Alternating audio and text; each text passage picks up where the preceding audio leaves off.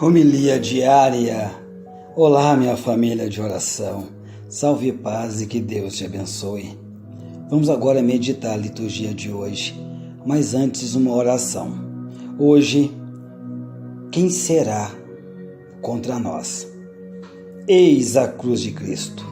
Afastam-se as forças do mal. Venceu o leão da tribo de Judá, Jesus Cristo, o filho de Davi. Se Deus é por nós, quem será contra nós? O Senhor é minha luz e a minha salvação, a quem poderei eu temer? O Senhor é o baluarte da minha vida, perante quem eu tremerei? Senhor, estendei vossa mão poderosa, em vós confiamos firmemente. São Miguel Arcanjo, defendei-nos do poder das trevas, livrai-nos das insídias do demônio e fortalecei-nos nas tentações. Não permitais que Lúcifer, o anjo apóstata, prevaleça contra vós. São Miguel, acompanhai-nos até a presença do Deus Altíssimo e reforçai a súplica que a Ele agora vamos dirigir.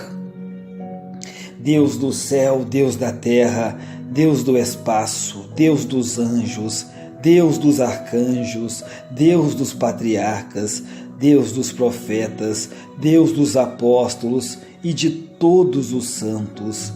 Vós que tendes o domínio sobre a vida, sobre a morte, sobre os mistérios do mal e as forças infernais, e que nenhuma influência maléfica é capaz de resistir ao vosso poder infinito, porque sois o Deus vivo, único e verdadeiro, e nenhum outro Deus existe além de vós. Nós vos pedimos que pelo sangue de vosso Filho derramado na cruz e pela intercessão da Virgem Maria, que esmagou a cabeça da serpente infernal, nos livrais a nós e a todo o gênero humano das forças do mal. Protegei vossos filhos das tramas astuciosas do demônio que Lúcifer, o anjo rebelde, assim como foi expulso do paraíso, agora também tenha o seu poder reprimido e neutralizado entre nós. Mandai que São Miguel Arcanjo, chefe do exército dos anjos bons e fiéis, faça recuar até o inferno os espíritos rebeldes com seu chefe, Lúcifer, inimigo de Deus e dos homens, e assim nós tenhamos a segurança, nós tenhamos a tranquilidade que tanto desejamos. Da maldade e do vício, livrai-nos, Senhor. Do pecado e do erro voluntário, livrai-nos, Senhor. Das ciladas do demônio, livrai-nos, Senhor. Da morte eterna, livrai-nos, Senhor. Amém, amém, amém. Assim seja. A primeira leitura de hoje foi da carta de Ezequiel. Numa terra árida como a Palestina, uma nascente era vista como verdadeira bênção de Deus e também símbolo do seu poder. Por isso, muitas vezes construíam-se juntos dela um templo. O profeta Ezequiel contempla uma fonte que brota dos fundamentos do próprio templo e corre lá para o Oriente, por onde entrara a glória do Senhor para morar no meio do povo regressado lá do exílio. A nascente deu origem primeiro a uma pequena corrente de água, nada comparável aos grandes rios da Mesopotâmia, que os exilados tinham contemplado. Mas, pouco a pouco, a corrente engrossa até se tornar um rio navegável.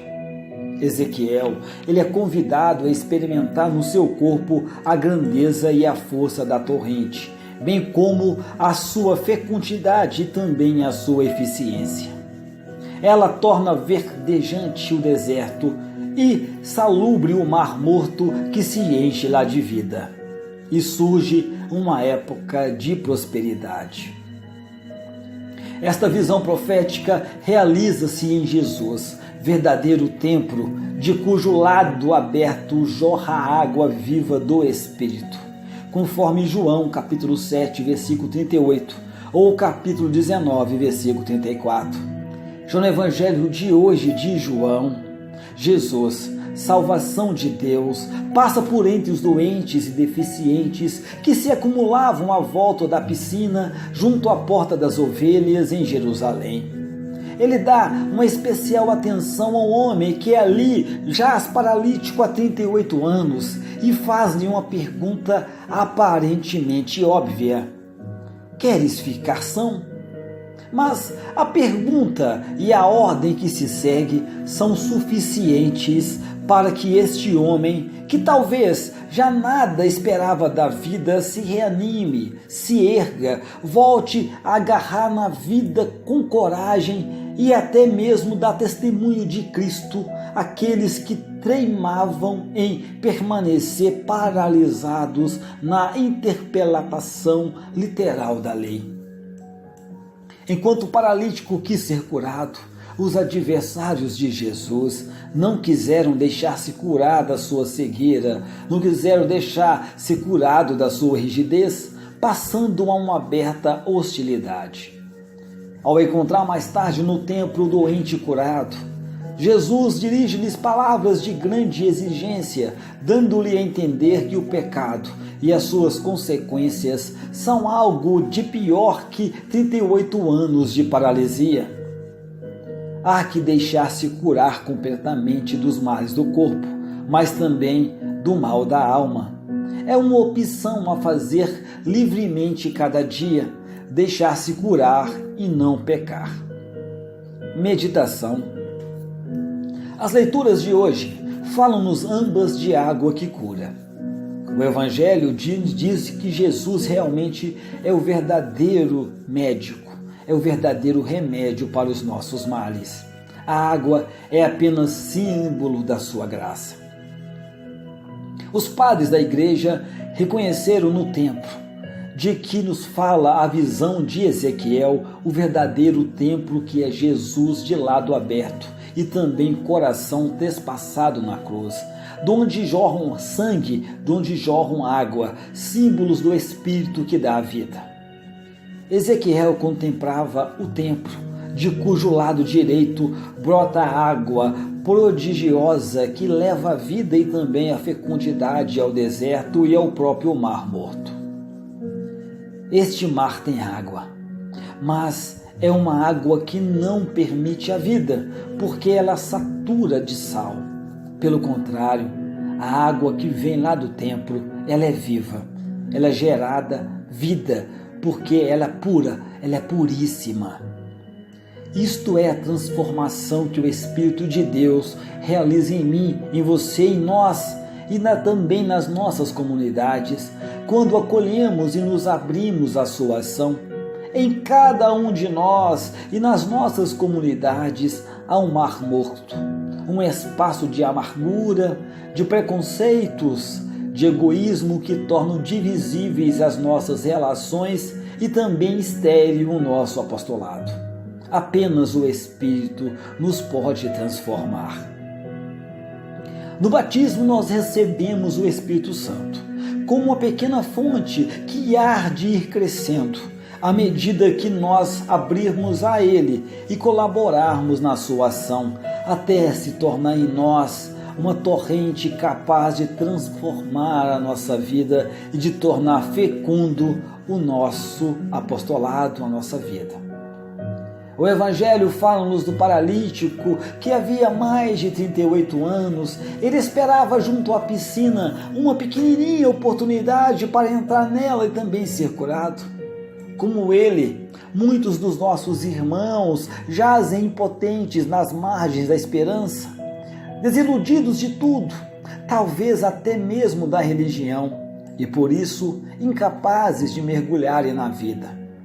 São estes homens, são essas mulheres do nosso tempo que Cristo vem procurar, onde quer que eles estejam, paralisados pelo sofrimento, pelo pecado e pelas circunstâncias da vida. Também a eles Jesus pergunta: queres ficar são? Queres ficar curado?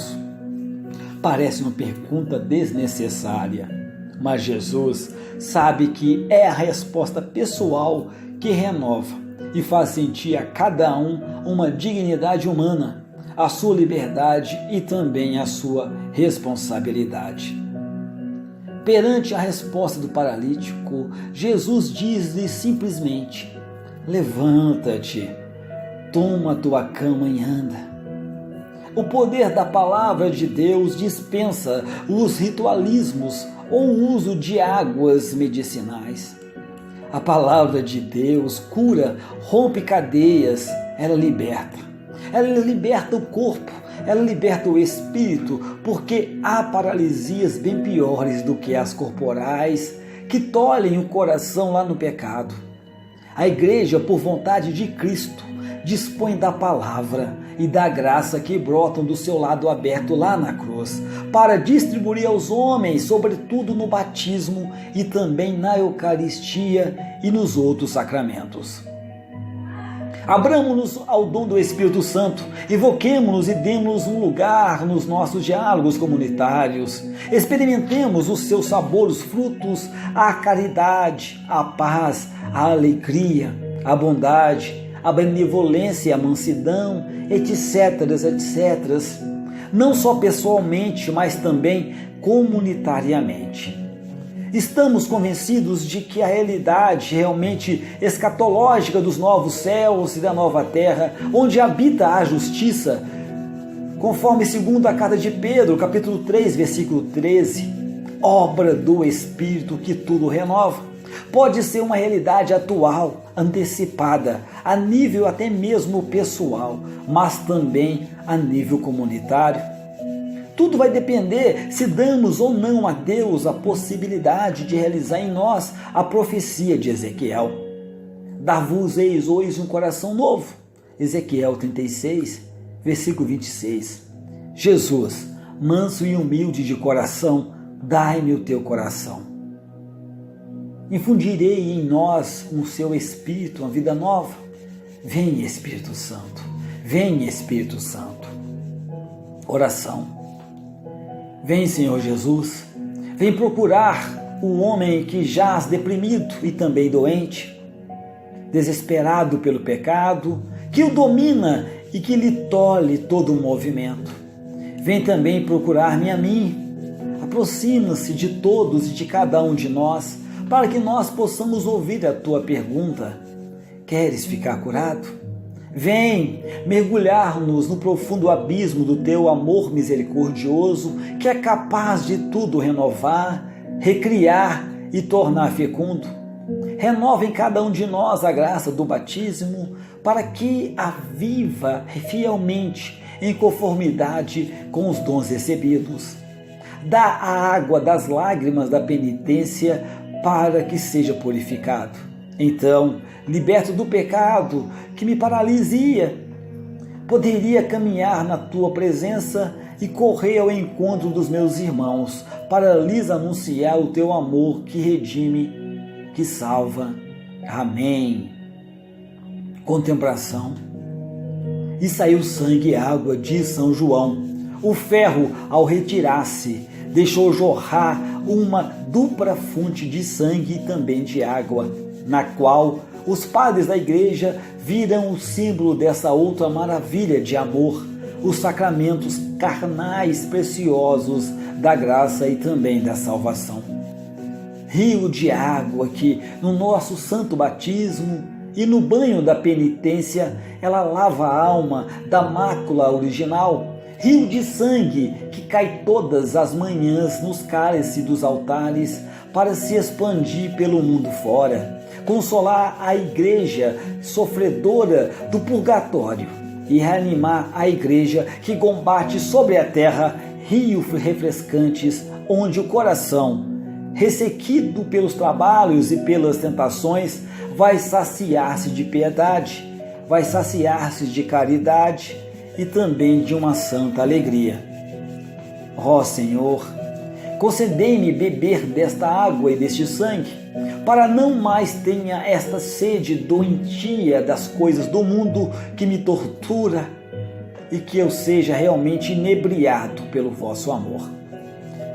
Meu amado e minha amada, vamos hoje, em ação de graças, repetir frequentemente e viver a palavra que está lá no Salmo 50, versículo 14a, que diz: Dai-me, Senhor, a alegria da salvação. Repito, dai-me, Senhor, a alegria da salvação. E meu amado, minha amada, nunca, jamais se esqueça. Deus ama muito, muitíssimo você.